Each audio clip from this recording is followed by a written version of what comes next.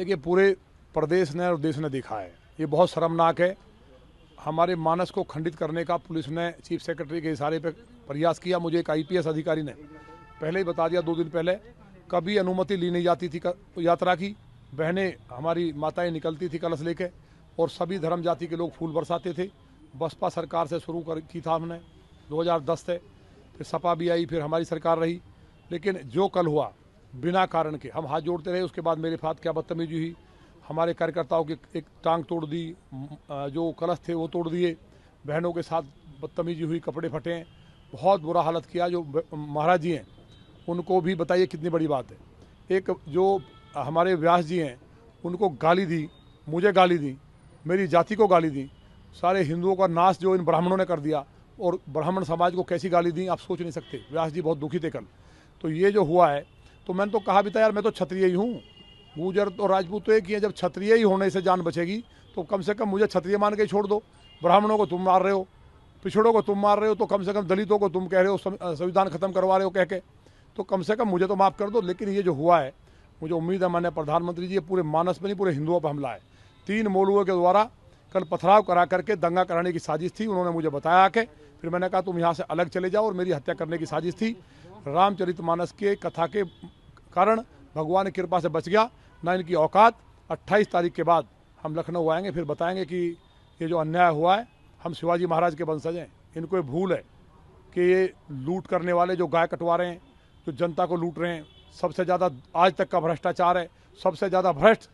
देखिए, कमिश्नर जो है वो तो 5 बजे दारू पी लेते हैं, दिन में उगाही करते हैं, तो उससे कोई मतलब अर्थ नहीं है। किस तरह के हालात है सबको पता है। जो अपने पिताजी को बाहर खड़ा कर दे रात भर बदतमीजी करके, उसका क्या मतलब कहना है। लेकिन हमें उम्मीद है माननीय न्यायालय में हम जाएंगे, और माननीय मुख्यमंत्री जी के ऊपर जो तंत्र किया हुआ अधिकारियों ने, उसके लिए भी हम माँ कामाख्या जी से, गुरु गोरखनाथ जी महादेव से प्रार्थना करेंगे और ब्राह्मणों से इसका भी कहीं कराएंगे। और मुझे उम्मीद है जैसे ही उस तंत्र से बाहर आएंगे मुख्यमंत्री जी, इन पर कार्रवाई करेंगे। देखिए, पूरे प्रदेश ने और देश ने देखा है, ये बहुत शर्मनाक है। हमारे मानस को खंडित करने का पुलिस ने चीफ सेक्रेटरी के इशारे पे प्रयास किया। मुझे एक आईपीएस अधिकारी ने पहले ही बता दिया 2 दिन पहले, कभी अनुमति ली नहीं जाती थी यात्रा की।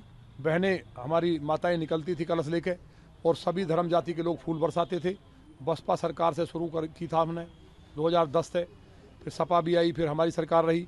लेकिन जो कल हुआ बिना कारण के हम हाथ जोड़ते रहे। उसके बाद मेरे साथ क्या बदतमीजी हुई, हमारे कार्यकर्ताओं की एक टांग तोड़ दी, जो कलश थे वो तोड़ दिए, बहनों के साथ बदतमीजी हुई, कपड़े फटे, बहुत बुरा हालत किया। जो महाराज जी हैं उनको भी बताइए कितनी बड़ी बात है। एक जो हमारे व्यास जी हैं उनको गाली दी, मुझे गाली दी, मेरी जाति को गाली दी, सारे हिंदुओं का नाश जो इन ब्राह्मणों ने कर दिया और ब्राह्मण समाज को कैसी गाली दी आप सोच नहीं सकते। व्यास जी बहुत दुखी थे कल। तो ये जो हुआ है, तो मैंने तो कहा भी था यार, मैं तो क्षत्रिय ही हूँ, गुर्जर तो राजपूत तो एक ही है। जब क्षत्रिय ही होने से जान बचेगी तो कम से कम मुझे क्षत्रिय मान के छोड़ दो।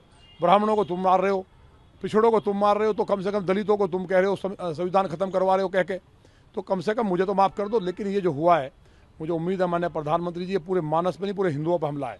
3 मौलवियों के द्वारा कल पथराव करा करके दंगा कराने की साजिश थी। उन्होंने मुझे बताया कि फिर मैंने कहा तुम यहाँ से अलग चले जाओ, और मेरी हत्या करने की साजिश थी। रामचरितमानस के कथा के कारण भगवान की कृपा से बच गया, ना इनकी औकात। 28 तारीख के बाद हम लखनऊ आएंगे, फिर बताएंगे कि ये जो अन्याय हुआ है, हम शिवाजी महाराज के वंशज हैं। इनको ये भूल है कि ये लूट करने वाले जो गाय कटवा रहे हैं, जो जनता को लूट रहे हैं, सबसे ज़्यादा आज तक का भ्रष्टाचार है, सबसे ज़्यादा भ्रष्ट। देखिए, कमिश्नर जो है वो तो 5 बजे दारू पी लेते हैं, दिन में उगाही करते हैं, तो उससे कोई मतलब अर्थ नहीं है। किस तरह के हालात है सबको पता है। जो अपने पिताजी को बाहर खड़ा कर दे रात भर बदतमीजी करके, उसका क्या मतलब कहना है। लेकिन हमें उम्मीद है माननीय न्यायालय में हम जाएंगे, और माननीय मुख्यमंत्री जी के ऊपर जो तंत्र किया हुआ अधिकारियों ने, उसके लिए भी हम माँ कामाख्या जी से, गुरु गोरखनाथ जी महादेव से प्रार्थना करेंगे और ब्राह्मणों से इसका भी कहीं कराएंगे। और मुझे उम्मीद है जैसे ही उस तंत्र से बाहर आएंगे मुख्यमंत्री जी, इन पर कार्रवाई करेंगे। अगर आप ये वीडियो YouTube पर देख रहे हैं तो हमारे चैनल को सब्सक्राइब करें और बेल आइकन को दबाना ना भूलें। अगर आप Facebook पर ये वीडियो देख रहे हैं तो हमारे पेज को लाइक करें।